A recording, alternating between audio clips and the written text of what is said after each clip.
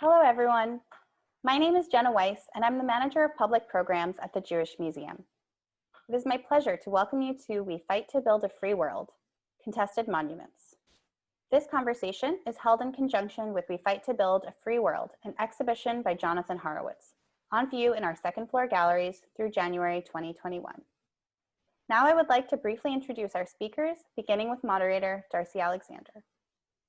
Darsie Alexander is the Susan and Elihu Rose Chief Curator at the Jewish Museum. She previously held positions at the Walker Art Center, the Baltimore Museum of Art, Museum of Modern Art, and most recently served as Executive Director of the Cockatoo Museum of Art. She's curated numerous exhibitions focusing on post-war American and European art and was part of the curatorial team behind We Fight to Build a Free World, an exhibition by Jonathan Horowitz. Mabel O. Wilson is the Nancy and George Rupp Professor of Architecture, Planning, and Preservation, a professor of African American and African Diasporic Studies, and the Director of the Institute for Research in African American Studies at Columbia University. Through her transdisciplinary practice, Studio And, Wilson makes visible the ways that anti-Black racism shape the built environment, along with the ways that Blackness creates spaces of imagination, refusal, and desire. Her research investigates space, politics, and cultural memory in Black America, new technologies and the social production of space, and visual culture in contemporary art, media, and film. Kris is an artist and publisher based in New York and London. His work seeks to elevate representations of people of color in the fine art canon through photographs of landscapes and people that preserve memory. He received his BFA in Visual Arts from SUNY Purchase College, and his work has been published and exhibited globally, including at the National Portrait Gallery in London and Aperture Gallery, New York, and is included in collections of institutions such as the Museum of Fine Arts, Houston, Brooklyn Museum, New York, and the Wedge Collection, Toronto. And finally, Nicholas Kalanin's work offers perspective rooted in connection to land and broad engagement with contemporary culture. Galanin engages past, present, and future to expose intentionally obscured collective memory and barriers to the acquisition of knowledge. His works critique commodification of culture while contributing to the continuum of Tlingit art. Galanin employs materials and processes that expand dialogue on Indigenous artistic production and how culture can be carried. His work is in numerous public and private collections, has been exhibited worldwide. Galanin apprenticed with master carvers, earned his BFA at London's Guildhall University and his MFA at Nasey University. Now it is my pleasure to welcome Darsie Alexander to begin this conversation.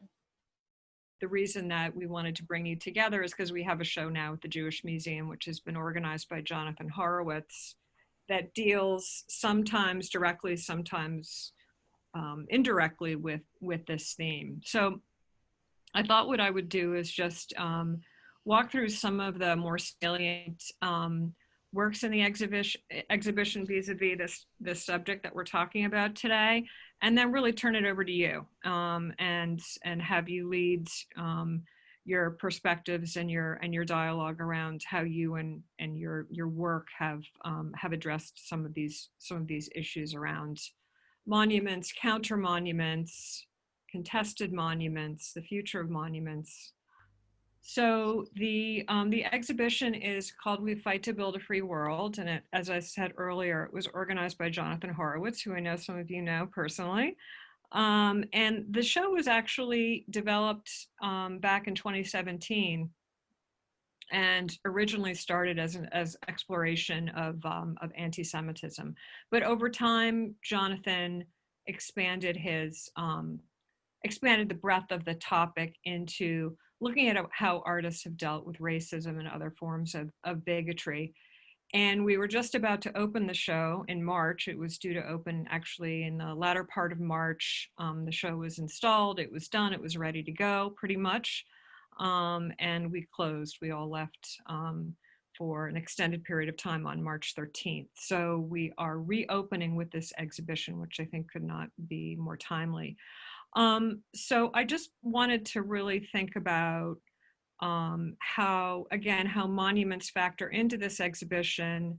As I said, sometimes as an explicit subject matter, and sometimes just related to this broader question of power and the power of images and the power of objects to carry out myths, in particular, very racist myths about America and democracy, ones that are now very resolutely being challenged. Can we go to the next slide? The show came about in response to or through the inspiration of this piece by Ben Shahn that was made in the 40s. And it's not actually an installation or an artwork that was realized in any true form. It's actually quite a small painting. But what he's doing here is he is replicating in the style of other artists whose work he respects, like Bernard Perlin and Katie Kollwitz, images that have to do with violation of human rights. And this was made during a period of time when he was responding to fascism and Nazism, and the slogan really being a call to action. We fight to build a free world is how Jonathan interpreted it. During this period of time, the government and local legislators were starting to redline communities. This is a map of Brooklyn. And I bring it up because one of the things that I think recurs throughout this exhibition is an investigation into maps and placemaking and how particular areas and images get controlled. These are two pieces that feature in the exhibition. One is Jonathan. So Jonathan is both a participating artist in the show and he's also curating it. And, between these two artists who you all know, I'm sure, the Quick to See Smith piece and Jonathan's work, we're looking at maps as kind of symbolic representations of America, but also representations of the way that this country has been divided and is divided based on state. It's divided in relationship to class. It's divided in relationship to race. And I think that one of the interesting things about, thinking through how artists deal with maps in particular and the imagery of maps is that it all kind of gets back to themes of control and surveillance and organization of space, organization of land and of lives. These are two works that deal more expressly with monuments in the exhibition. The one on the left by Jonathan plays upon the Arbeit macht frei sign that hung over Auschwitz and was actually at one point stolen, and the fragments of the sign were found in a nearby field. And Jonathan is getting at that state of brokenness in that work to the left. And then on the right, a piece that deals with Charlottesville, of course, the Robert E. Lee statue when it had been shrouded. It's still standing, unbelievably. But I think these are moments where the exhibition is more explicitly dealing with, like, how do we confront monuments? What does it mean to preserve monuments? What does it mean to take them down? And what does it mean to make art about them? Being in an art museum, of course, we are often confronted with how art perpetuates particular myths and narratives. This is a Robert Colescott piece that he made, around the time of the bicentennial, and it's in response to a very famous painting, which is actually in the Met's collection, called Washington Crossing the Delaware. So he's creating this really biting satire where he's reworking this sort of freedom narrative with these really over-the-top racist images, as if to question how we as a nation can be creating work around freedom themes when we are marred by a history of slavery. So there's, within the framework of an art institution, we always have to ask ourselves how art is participating in these discussions. Okay, next one. And here we have an installation, and you can see Nicholas's work on the second row down, second to the farthest right. These are a series of posters that were commissioned for the exhibition in relationship to that original Ben Shahn work, which was also about artist posters and artist protests. And this is part of a kind of room-sized environment halfway through the show. Next one, please. And there's your work, Nicholas. It's so beautiful. And I wanted to make sure that we had an individual image of it because it's very delicate when you see it in person and hard to get in that larger installation shot. Okay, so here we are talking about this. And I just wanted to jump off by kind of recognizing where some of you have entered in. Kris, you have been using photography as a way to document monuments and to document their transformation and their, in a way, the radicalization of the space around monuments.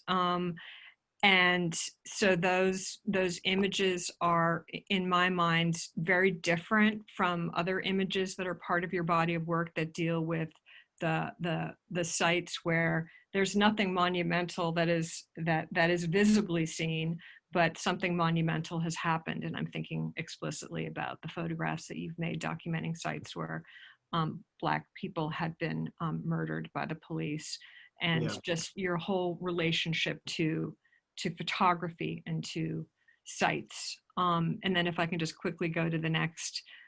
And of course, Mabel, you've written so extensively and spoken so much about how institutions have sort of embodied systemic racism, and the way that knowledge and history has been presented is very much from the perspective of white male privilege predominantly. But you've also created sort of a possibility for new ways of thinking about monuments and buildings and architecture in relationship to this subject. So I guess what I'll do now is I do have a few more slides, and we'll just quickly show them. Jenna, if you wouldn't mind just pulling them up. I just put these up here because these are more recent monuments, maybe more recuperative monuments, dealing with different ways of recognizing histories that have been suppressed or erased. And I put them up not only because of the subject matter and the people whose lives are being captured here and whose histories are being visualized, but also like the stylistic choices around how we represent through the language of abstraction versus a highly figurative mode of representation, which may be something we can get back to. And then finally, this beautiful image that's here in New York, a series of murals that have been filling this neighborhood, this First Street Green Art Park, and this amazing picture by Will Power of George Floyd, and just acknowledging that the way that lives and histories are monumentalized or are represented in public space can take many, many different forms. And with that, I thought I might turn it over to all of you to talk a little bit about how you, within your own practices and in your own research and work, have really helped us to rethink monuments today. And I'm just wondering if you might, Mabel, perhaps you could start first by just speaking to how you have helped us stretch our understandings in a way about this complicated term, monuments being something that goes back to a word that suggests reminders and memory. And so I guess I would hand it off to you to speak a bit about your work. Yeah, no, thank you, Darsie, for giving us a sense of the exhibition and the ambitions of the exhibition, and the various ways in which artists sort of have responded to these kinds of questions of how we mark the past. And I think that there are many ways of doing that kind of work. And different cultures around the world have different relationships to pastness. But in the West, and the kind of legacy sort of Europeans' own assessment of an attempt to build origins, we build monuments, you know, drawing from what becomes antiquity, let's say in art history, like Rome and Greece, and, you know, pedestals out of marble, and then heroic figures, and, you know, and that starts to build a language, certainly, you know, in the 18th, 19th, and 20th centuries, and today, you know, as we see, even with the women sitting on the pedestal, right, the suffragettes and Sojourner Truth, you know, we see this, you know, this kind of marking of time through the figure, through the name, through the date, right? As a way of saying this happened at this moment.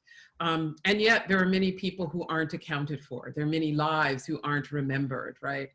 And so we have to start to think about like the work and relationship of monuments and memorials to power, because I think that is really what they're instantiating, like who matters or who is recognized, who matters over time.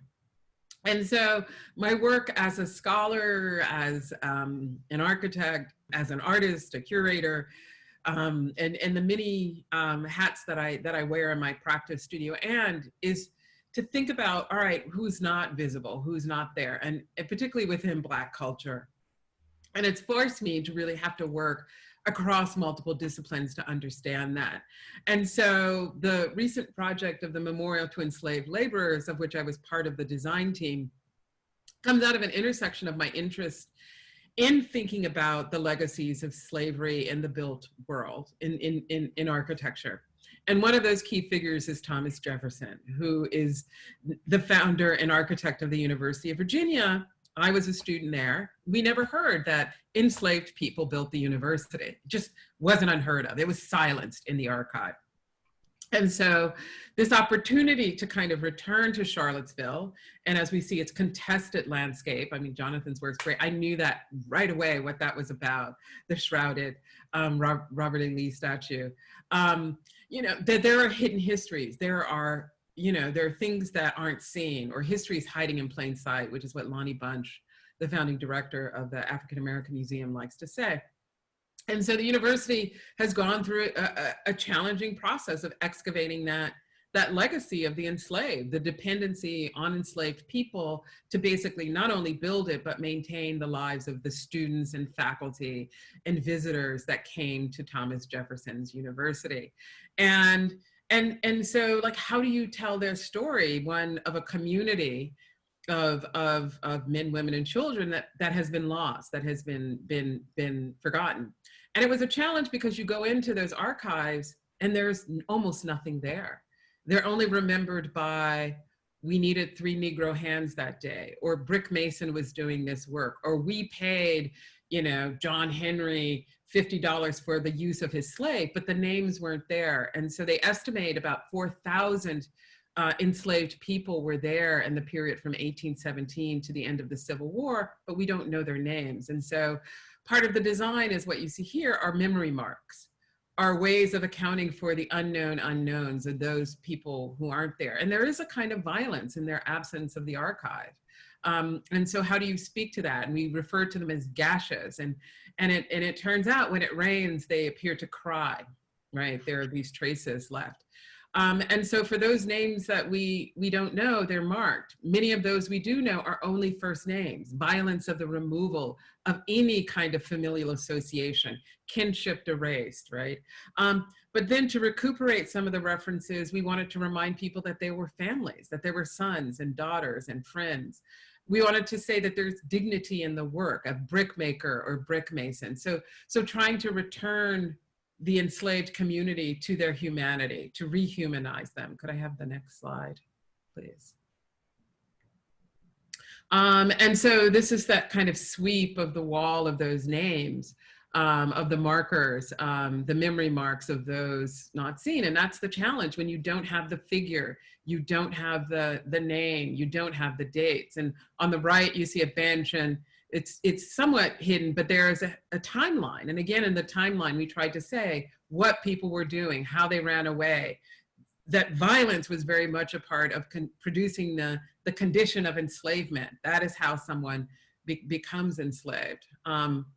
And could I have the next, please? Right, and this is the exterior. Again, this marking of the surface. This is a work by Etta Otatigbe, an artist based in Brooklyn, and it's of Isabella Gibbons. And she said her memory, she's the only one we have a photograph, we have first name, last name, and we have a quote. And she became a teacher, and she wrote about what she remembered. And she said, "Can we forget the crack of the whip? Cowhide, whipping post, the auction block, the handcuffs, the spaniels, the iron collar, the Negro trader tearing the young child from its mother's breast as a whelp from the lioness? Have we forgotten that by these horrible cruelties, hundreds of our race have been killed? No, we have not, or ever will." And that's what she remembers. And I call her the witness and the watcher for her community, right? So she was the witness to that. She was the witness to slavery, and she watches over her community. And can I have the next? But it's a reminder, I think the memorial has never officially been dedicated, but shortly after, literally 3 days after the fence came down, this event organized by White Coats for Black Lives, partially in remembrance, of Black and brown communities affected by COVID, but also in remembrance of George Floyd. And so they kneeled for 8 minutes, I believe in 48 seconds, in remembrance. And so there's this beautiful intersection of the memory, the space that was crafted about remembering the humanity of the enslaved and the remembrance of the humanity of George Floyd. And I think that's the work that memorials can do today. Mabel, can I ask you a question quickly? Where is this sited in Charlottesville? Where is it? Is it near the campus or where is it exactly?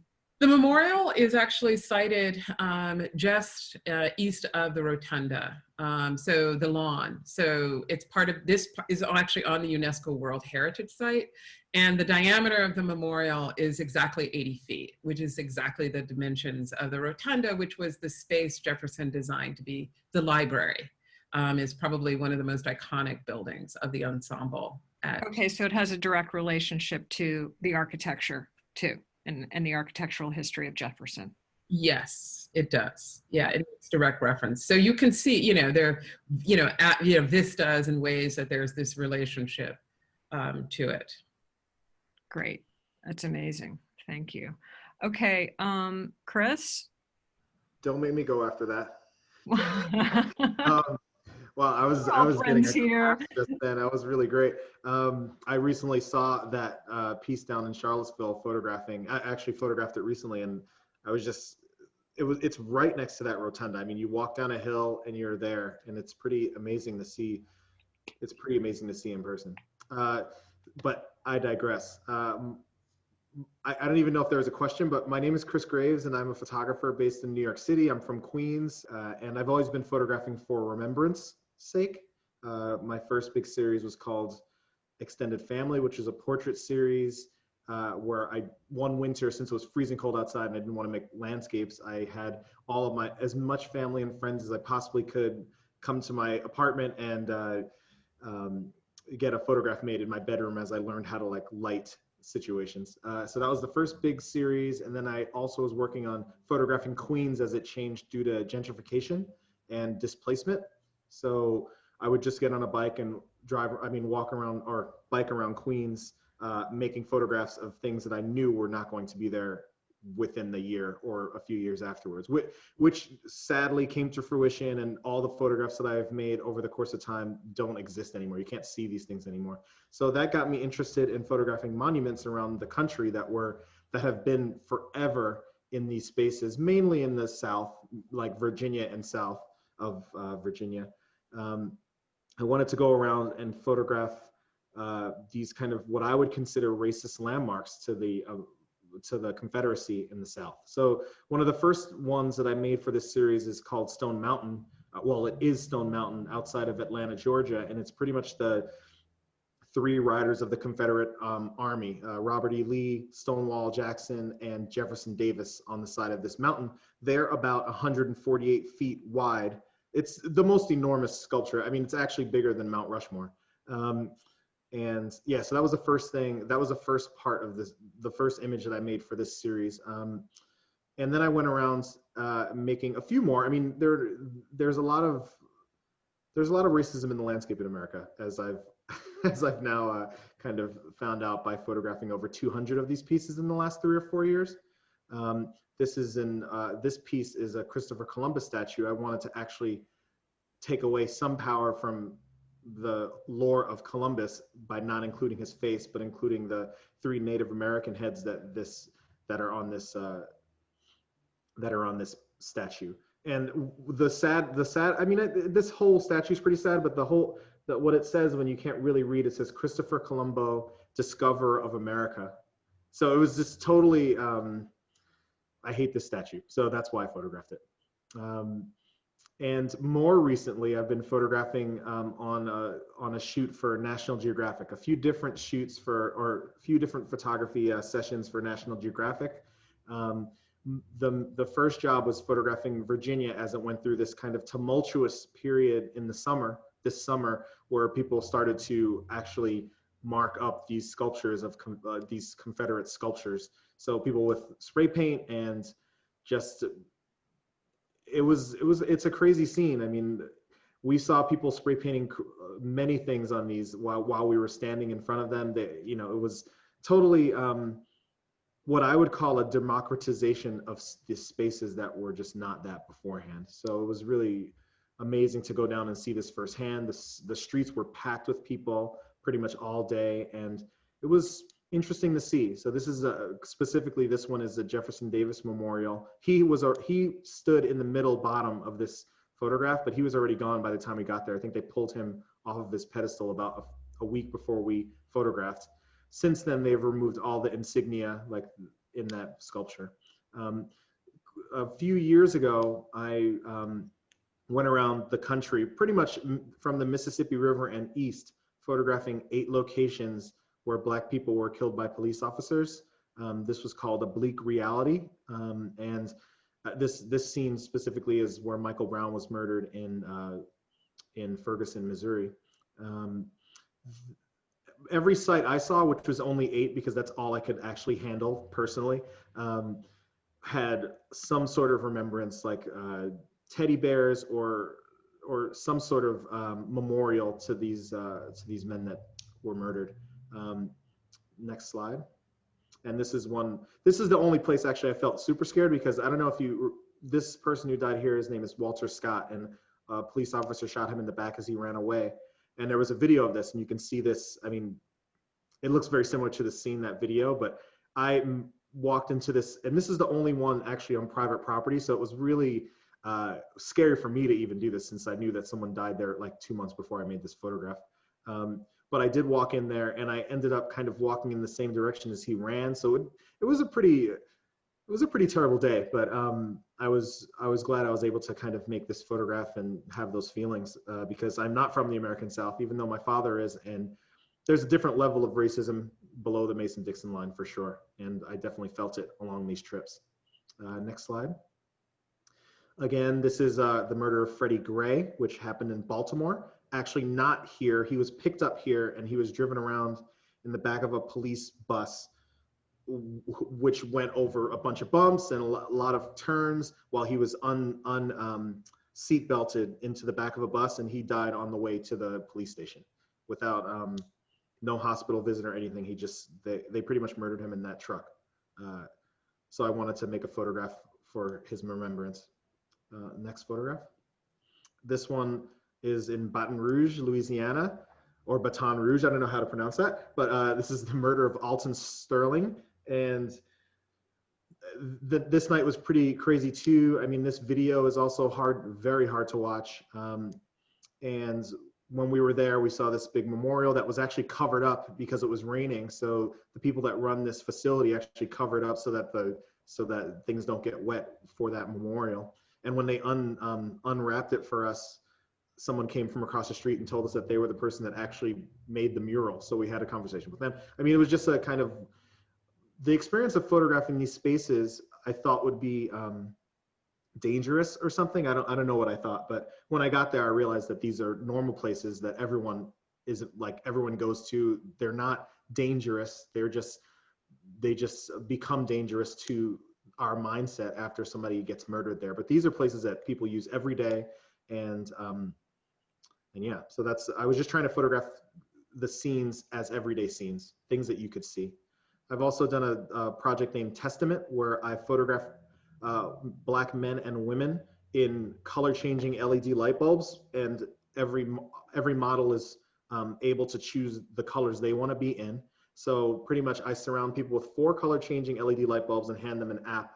I sit for them, I act as the model, and then they change the colors on me, and then we switch places and I photograph them in their color that they chose for themselves.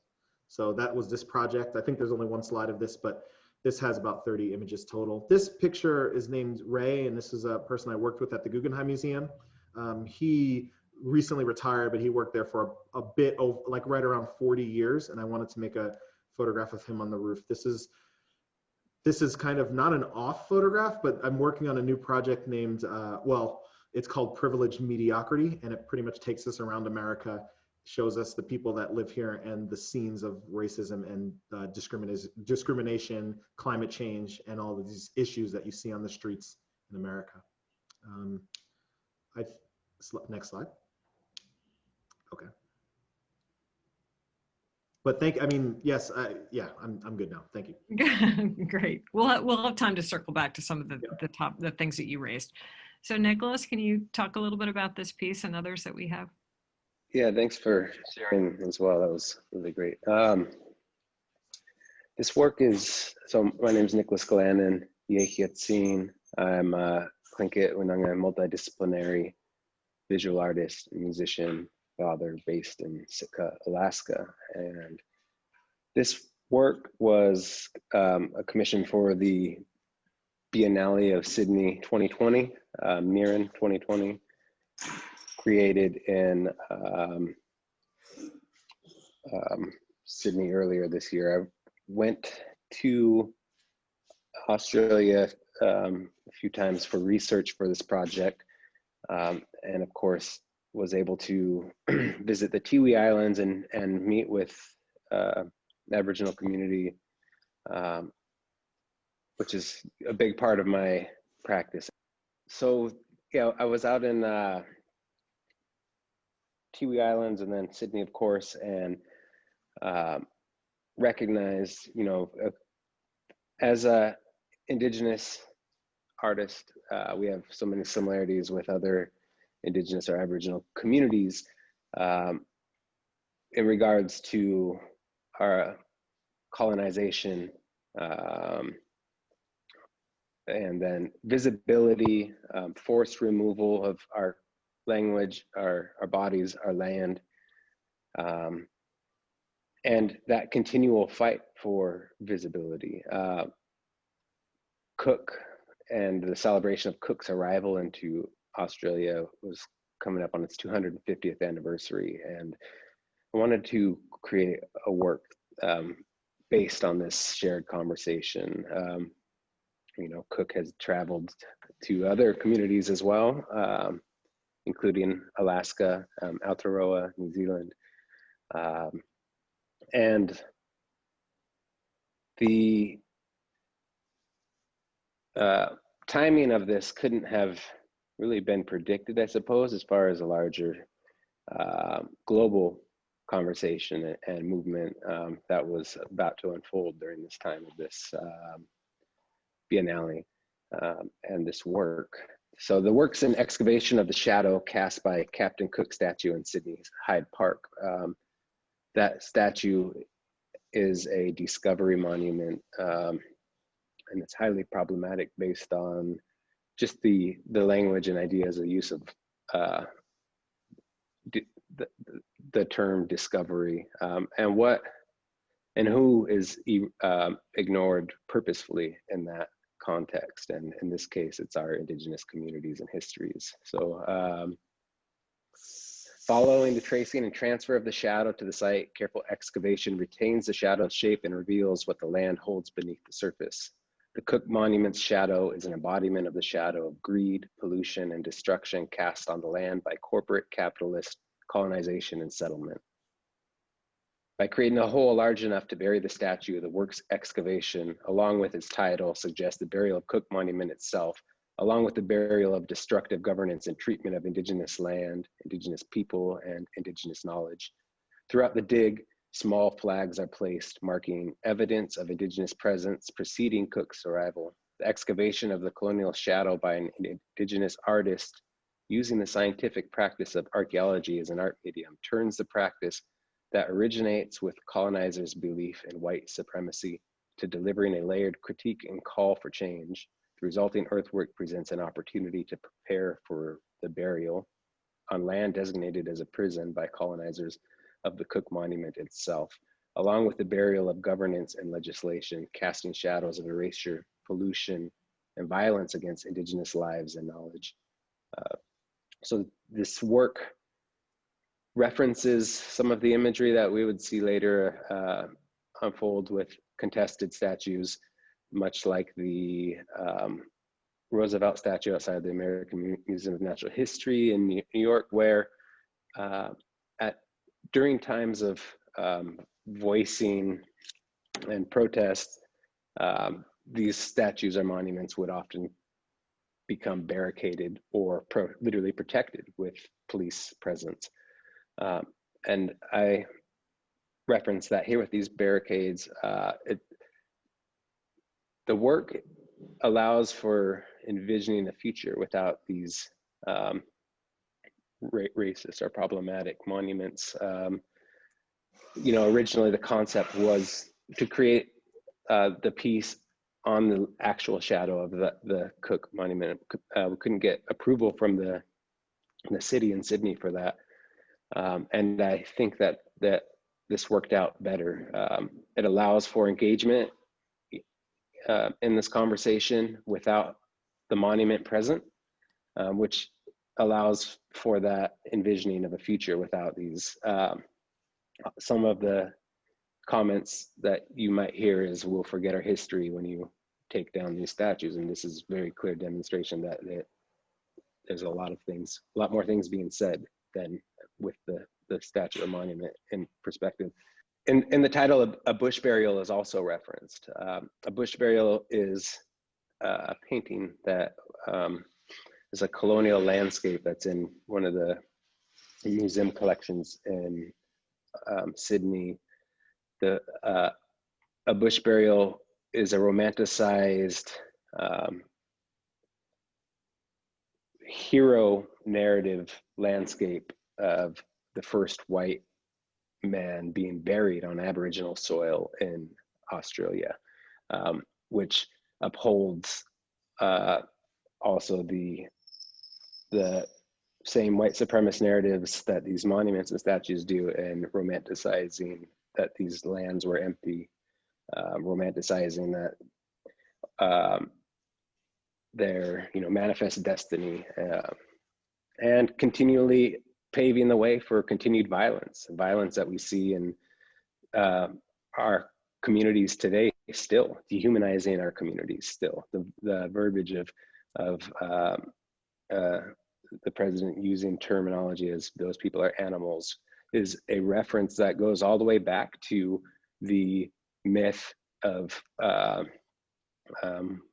white supremacist narratives that indigenous people are fauna.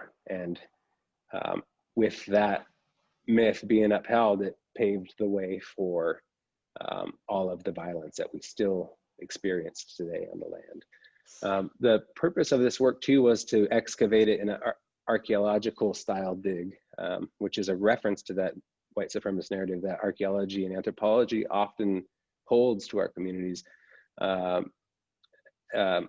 in retelling our histories, shaping our identities, and also trying to control historical narratives.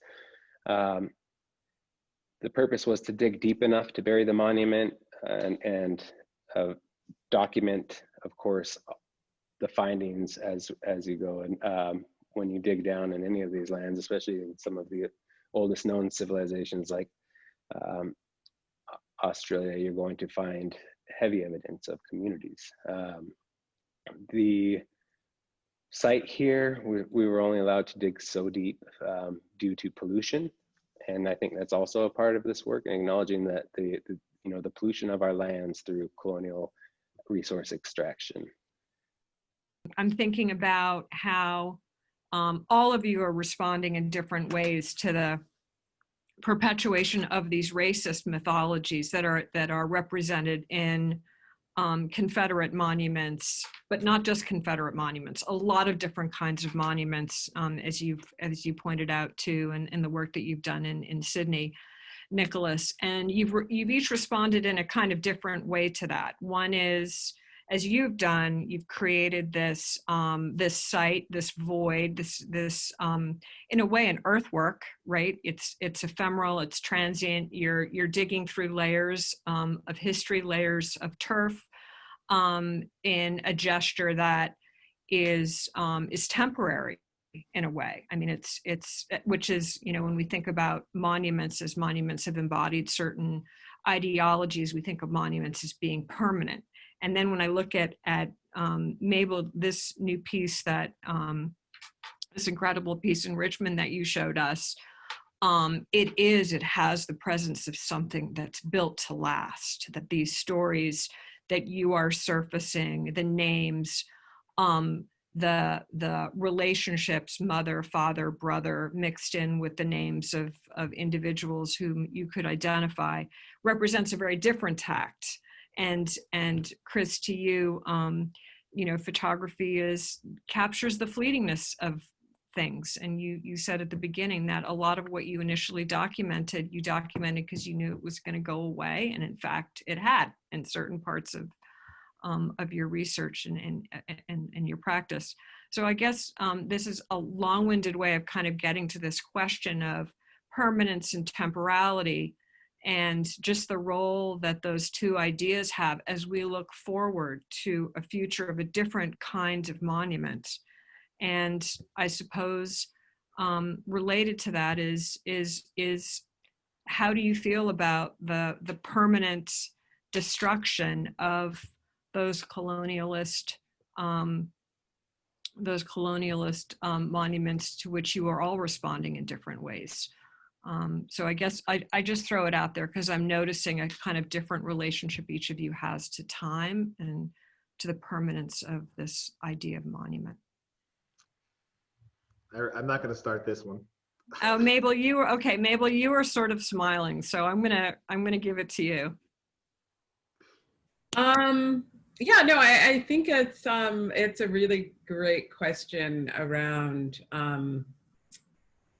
the question of time, right? Because that's the work that the monument does, or the memorial, right? Is to sync the past with the present, right? I mean, this is something Mark Wigley writes about. And so, the synchronization in a weird is exactly the work. But I do think that the length of time that something can exist, or the scale and scope, it can be such a varied register, right? Things can be incredibly, I think, Jonathan's work about, sort of making that the black covered tarped statue of Robert E. Lee in Charlottesville, to me, when it was covered, I mean, like, that was an artwork, like that said so much, but we knew it was temporary, right? We knew it wasn't there, it was there for a few months. And oftentimes, like as somebody who works in architecture, the idea of the building has longevity, right? It's going to be there for years, if not generations. So, there are just different ways, I think, of working kind of with this. But, monuments don't last forever. They're ways you have to create a community that does the memory work, right? Memorials, like there has to be a group that remembers.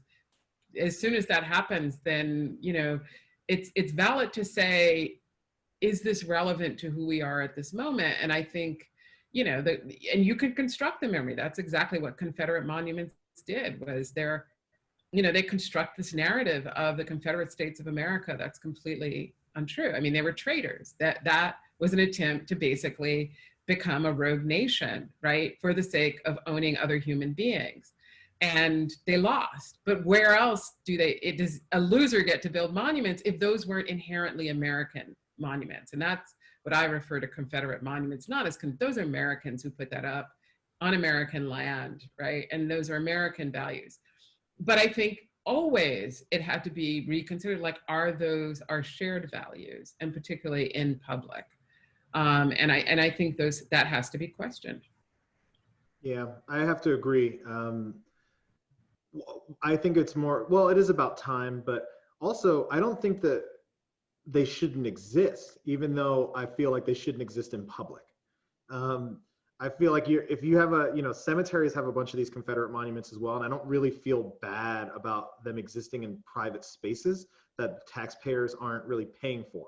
Like, you can do whatever you want on your property, and that's fine. But once they exist in a city that, Richmond has, I'm pretty sure Richmond has a more than half Black population, and I think Charlottesville's not so far behind that. And to have these Confederate monuments exist in these places that are Black is the problem to me. I mean, it's not only a problem that they're in Black cities, but it's a problem that they're in public space to begin with. I don't think that we should have to spend tax money to keep these things fresh.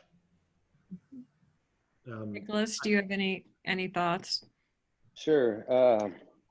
I feel like what's being protected oftentimes is the ideology that's upheld in histories or narratives. And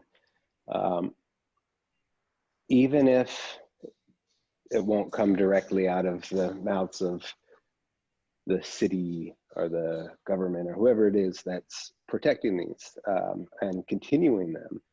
Yes, history happens and we share and speak about it, but there's clear forms of maximizing, say, things that are put in place to oppress or to get a return on via white supremacy, et cetera. And maximizing happens when, our objects in our museums are not returned through repatriation. The answer is simple: return them. They came from a community and they were taken, and they don't belong in these institutions. But the process of that is always, it's complex, it's difficult, it's this, it's that. Same conversation with land acknowledgement and land back. The answer again is very simple, but the reason why some of these things aren't being changed as rapidly or being acknowledged as problematic is because those things, I believe, are still being upheld in certain ways. Yes, we need new monuments. We need new monuments that are built that represent our communities now. We need new monuments that envision, where our future of our communities needs to be without these anchors that are in our communities right now. So. Yeah, and it seems too that, I guess I'm picking up on two different things that are coming up. One is the association of monuments with memorials, and like the subject of burying has come up. You mentioned, Kris, like it's okay in the graveyard, and Nicholas, you're literally like putting that monument to bed. These are you are enacting in a way this you are sometimes quite literally kind of suppressing into the ground a story that no longer applies and that is no longer relevant. And I'm also interested in the fact that all of you in different ways are interested in individuals. Like, monuments are symbolic and they operate on a symbolic level. They're symbolic of power, as well as being symbolic of certain mythologies around America in particular. But, Mabel, the monument that you've shown us at the University of Virginia, or close to the University of Virginia, and the individual names, and Kris, your attention to the individual names of people who weren't recognized, and like in those instances recuperating what has been lost in some form in the way on this very human individuated basis, not necessarily on this symbolic level, but on something that kind of touches touches on a more intimate way. And I'm just wondering if that, if kind of filling that void with the names and the sites of real people who lived real lives, and who suffered real realities was consciously part of your work, particularly in that Bleak Realities series. I think that it was all about showing that these spaces are places that these things could happen anywhere, in any community, in any part of at least this country, these things could happen. So that's what I was trying to go for with those works. Like, this is a place that I've seen 1,000 times and a murder happened here. And let's stop and think about why and how can we make sure that hopefully this doesn't happen again. That's why I make the photographs and try to show them to as many people as possible. And what do you guys, what's your reaction to, in particular, like some of the debates around the image of Christopher Columbus, for example, and some of the responses out of the Italian American community in Philadelphia and Chicago, that tension around whose history is being privileged, whose history is being lost. And I just wonder if any of you care to speak about that, because that is, that has come up as a tension between, particularly for Italian Americans around the destruction of Columbus statues. And I just want to get your read on that and thoughts. Well, it's super complicated because when Italians were immigrating here early in the 20th century, right? I think the Italians immigrated in early 20th century or late 18th.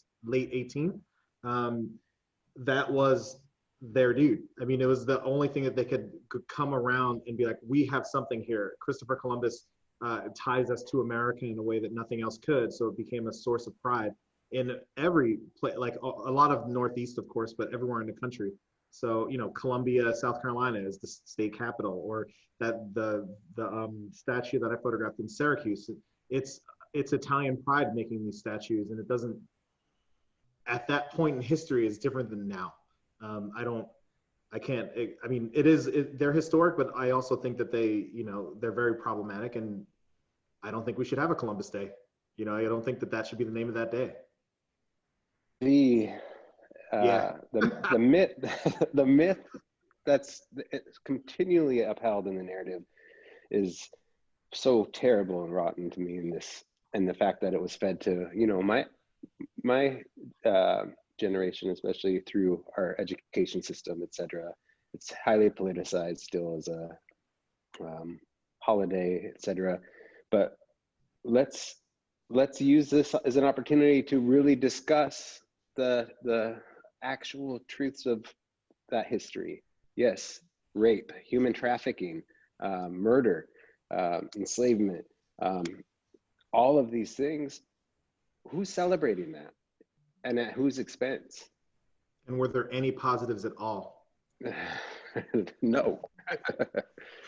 Yeah, I would just add, like, it was very interesting. I served on the Mayor's Commission for Monuments and Markers, right? That had to kind of look at the Christopher Columbus, the Teddy Roosevelt, the Marshall Pétain, marker, and then Marion Sims. And it was very interesting in discover, which I did not know, that the reason Columbus is on Columbus Circle was that the Italian American community at the time in New York got together to erect that after a mass lynching of Italians. I believe many of them were Sicilians in New Orleans, right?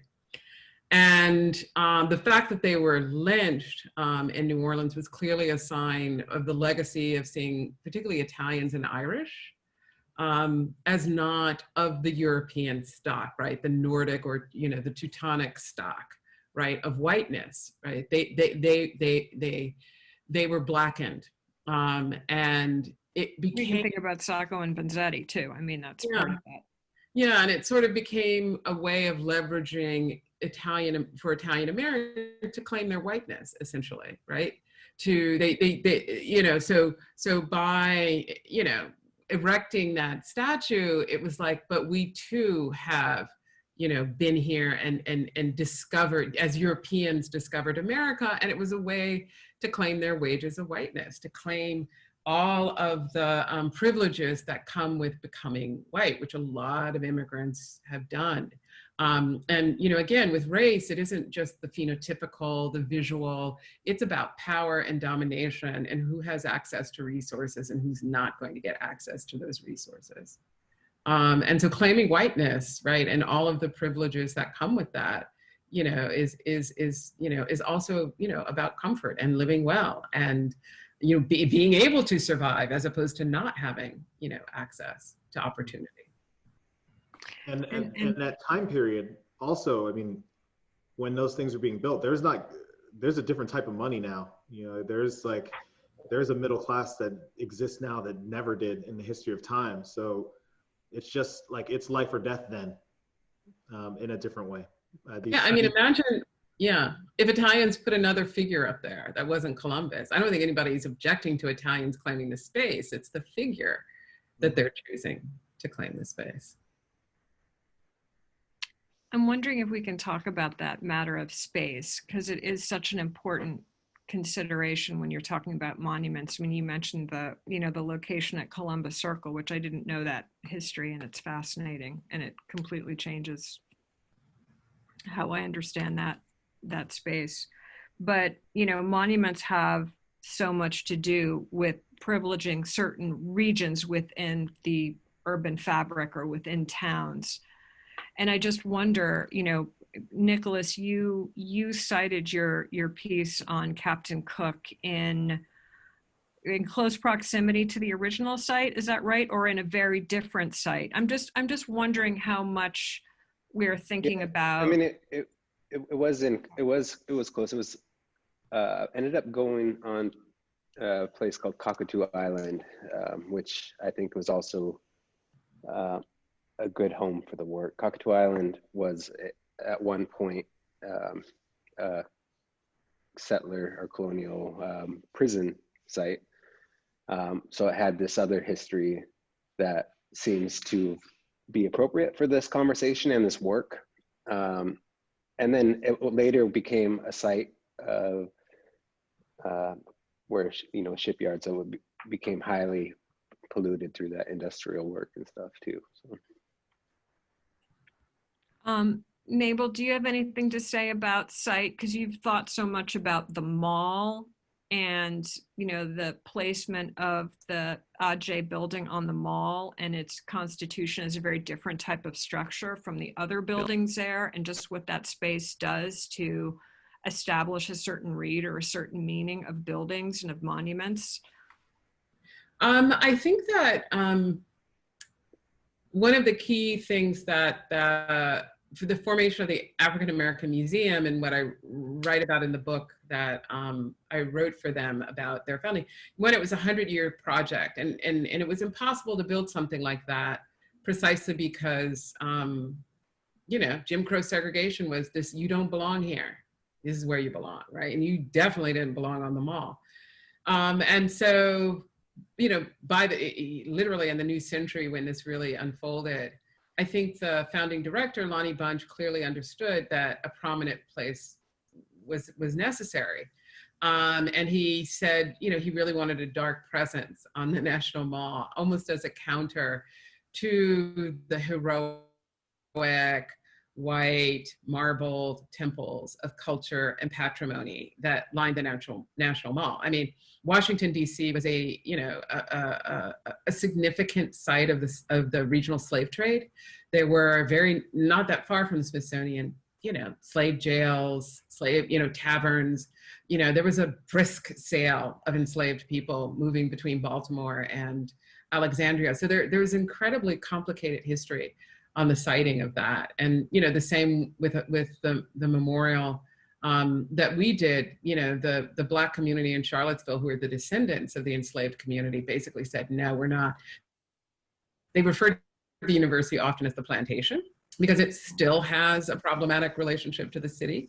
But they were like, we're not going to the hallowed lawn, to connect to our ancestors. So we really had to think about a space that was more on the perimeter, right? That was bordering so that it was accessible. and visible to the community. And by finding that site, it actually did build a bridge, I think, with the Black community that the university didn't have previously. So the site can be incredibly important for, you know, where these projects are placed. Kris, what have been your observations as you've traveled and documented so much of sites and the kind of power they have to be gathering places, to be places of protest? Because I think one of the things looking at your photographs, which is so interesting, is that to me, they're not pictures necessarily of monuments. They're pictures of change, or pictures of monuments changing. Yeah, Seeing I so think many that there's places. like a difference between photographing in Richmond where things are actually changing and photographing all across Georgia where things don't change ever. So there's like a big difference between those things for me. Like we drove, me and my assistant drove south from Richmond straight to Selma and then back up through Tennessee, Kentucky, and West Virginia. And the only place that people marked on things was Richmond. I mean, there was no other defaced anything anywhere else in the South that I saw. So in Richmond, they did become spaces for people to be out, and to me, they look like peaceful protests. I mean, I was there for hours and nothing dangerous was happening. No cops were present to secure. Well, you know, there may have been undercover, but there was no like police officers in uniform there. People were just having fun, talking to each other. There were sermons. There were like painters painting people's like portraits. There was like music. There was basketball games. You know, like things that you should not be doing during a pandemic for sure. But like these things were still happening in a very a positive way. So that's different than like we drove from Augusta to Atlanta. It's just a 2-hour drive on 95 or 87. I forgot which highway, and I hope that's one of them. And between those two, it took us 9 hours because we photographed 16 Confederate monuments outside of the courthouses in every town between those places, right? So that's the real racism. Like your Confederate monument is 10 feet away from the door of your jail or your courthouse. I mean, how can you feel like this is fair, America? You know, that's how I feel about that. I mean, there's no fairness in the South or in all of America, but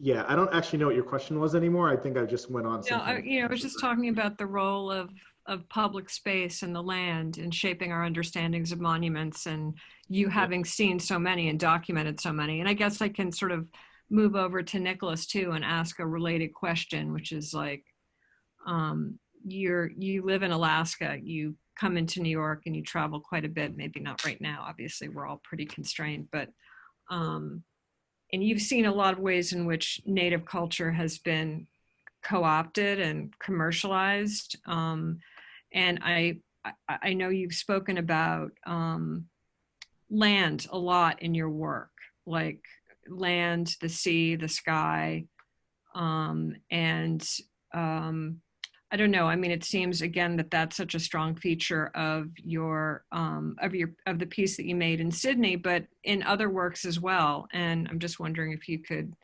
Sure. talk to that. I feel like relationship to land is everything. It's, you know, from spirituality to ancestry to the future.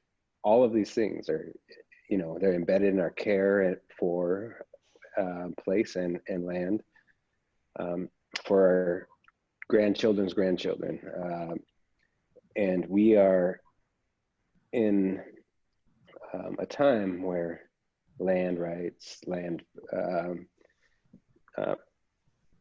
and pollution and climate crisis, all of these things are happening in all of our communities. What's happening in LA or any other city or space can be felt in these small villages in Alaska with the seasons and the seasonal shifts. We live closely to the land. We subsist, and our sustenance comes from our lifestyle here, abundance to this place. So to me, the land teaches care and love, and when you're disconnected from that,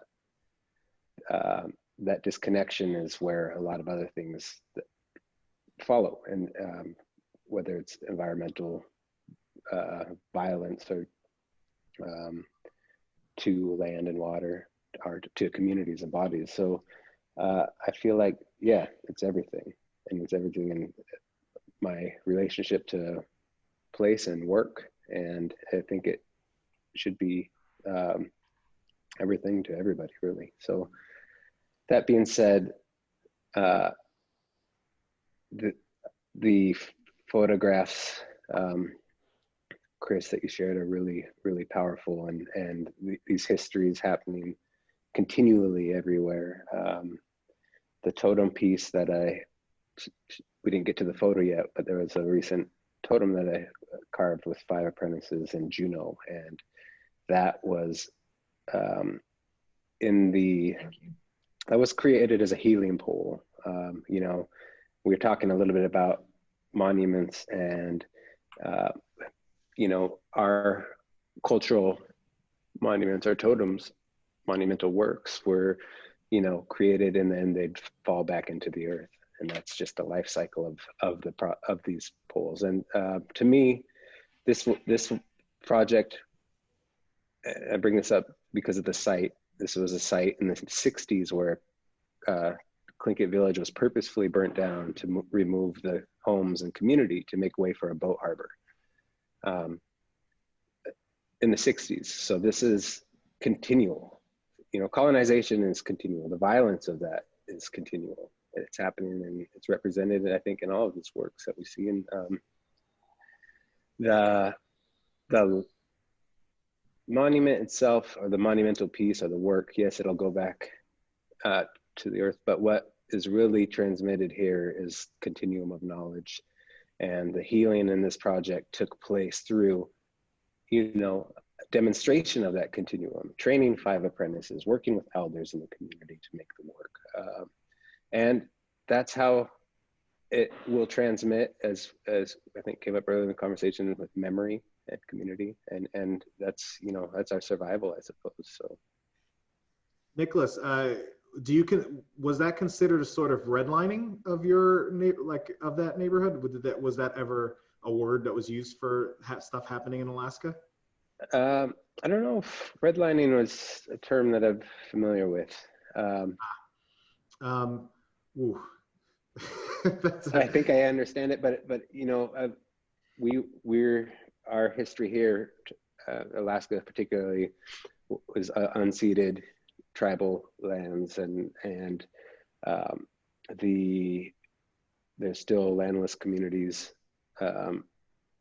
It's been continual, forced removal in a lot of different ways. Yeah. So, gotcha. Unlike reservations, which is a different type of history, we have something called ANCSA, Alaska Native Land Claims Act, which was something our community fought for in I believe the 70s.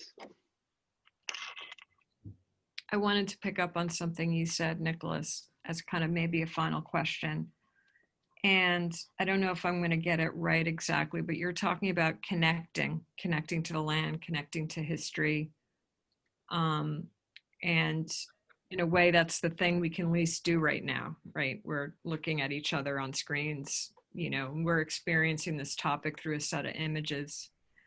And images have also a long history as it relates to questions of power and representation, whether or not it's representation of indigenous cultures in the sort of era of expansion in the 19th century, or representations of slavery. But having a camera means having a certain amount of power. And I know, Mabel, too, I mentioned this in my email to you, but you've talked about how Frederick Douglass really recognized the power of the photographic image in extending his presence, and in a way, his celebrity in the absence of a monument. And Kris, you also talked about the camera, and like, I was in this place where this video was taken, right? So like our experience of these subjects now come not just virtually, but through images. So I guess my last question is, how integral to our understanding of monuments are images of them? and how have images played into your thinking around this subject? I hope that everything I photographed in this whole trip is gone by the time that I get back to those places to see them again.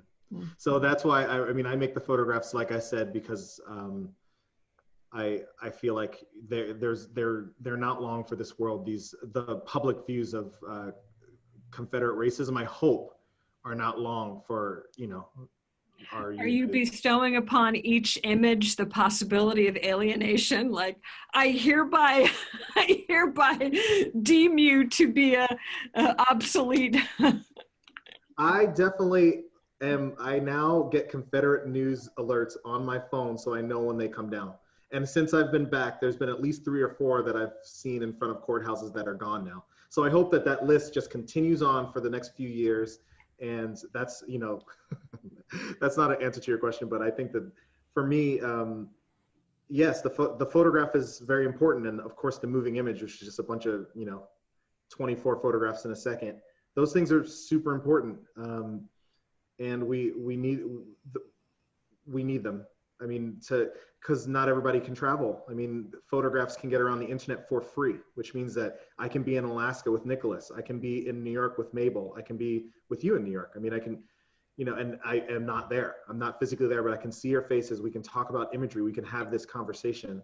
And that's the importance of the image. It is all important. Mabel, what's your reaction to that question about how we understand monuments through images and maybe how we understand history through images, as that has informed your own work? I mean, I do think that, I mean, they're both representational forms, so they're not the event, but they tell us of something that has happened, but in just in different ways. And so with the invention of photography, you know, it replaced portraiture or merely memory, right? So, you know, it does a certain kind of work of holding the past, you know, just as a medium, you know. So I've always found, you know, that the question of the image fascinating in a way. And I think that, you know, like with somebody like Frederick Douglass or Du Bois, or, I mean, under Jim Crow, well, yeah, because you couldn't claim space. You didn't have the power to own or to control the public domain. And so, you know, the way in which maybe historical figures circulated was through engraving or through photography. And so it becomes, you know, sort of a, you know, like a powerful tool. I mean, you know, Mamie Till Mobley uses this, you know, in relationship to the murder of her son, the lynching of Emmett Till. And so I think photography can carry and do a lot of work, you know, that is indeed political, right? You know, I've, you know, written about Emmett Till, and I like Ariella Azuli's notion that there is a kind of accountability to the image, right?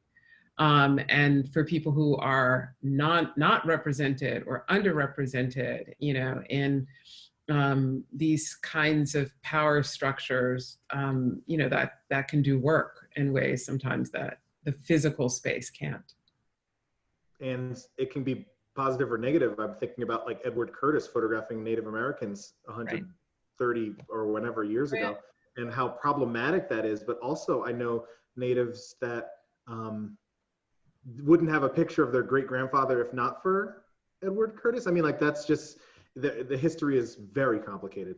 Yeah, there's the ethnographic dimension. I mean, all of the problematic stuff. And the tourist trade, you know, and that gets to Nicholas. I mean, I was thinking when I first looked at your work, I was thinking about the tension between the monument and the souvenir, like, because it seems like there are instances sometimes when you're really looking at the commodification of indigenous cultures in the form of souvenirs that then become a springboard for your own work. You know, as this continues to be such a dynamic discussion, it's changing. Each week I've got reams of articles in the Times about different statues being taken down, others being erected, debates about style and placement and Christopher Columbus. I'm just wondering are there any things that you feel we should touch on before we go our separate ways? Put all the Confederate sculptures in 1,000 or like a 10,000 acre field in the middle of nowhere. But that's all I got. I would like to create an excavated mass burial for all of those. So we're really getting back to memory, memorial, monument, photography, all this thing having to do with, yes, bearing certain chapters of the past. Mabel, any final thoughts? Yeah, I mean, I think this sea chain, I think it's a pushback. It's a backlash. I think that people, you know, I think the legacy of racism, the instantiation of whiteness as superior in our built landscape, people are just, this is not the United States. And people have asked the country to live up to its founding values, even though the people who wrote them down didn't live up to them, right? Mm-hmm. It is aspirational, to say the least. And I think people are just fed up and they want freedom and equality on the terms in which those are meant to be lived. And I think these statues are not about, a lot of them are just about dominating, and it's about, saying you don't matter, and not recognizing who you or your people are in the world. And I just think people have had it. We're done. Can we rewrite the Constitution with all of our communities involved and women as well? Yeah, it'd be so different. Like just a rewriting of that thing. I mean, we still follow these rules. It's unbelievable. Unbelievable. Yeah. It is. It's still apparent in our communities with how it's institutionally upheld. It's very clear who it was written for. Yeah. Mm-hmm. Yeah, and that those cold dead hands aren't letting loose. Yeah. They're very much living. Yeah. Those hands are alive. I don't know. Let's hope for the best in the coming weeks, right?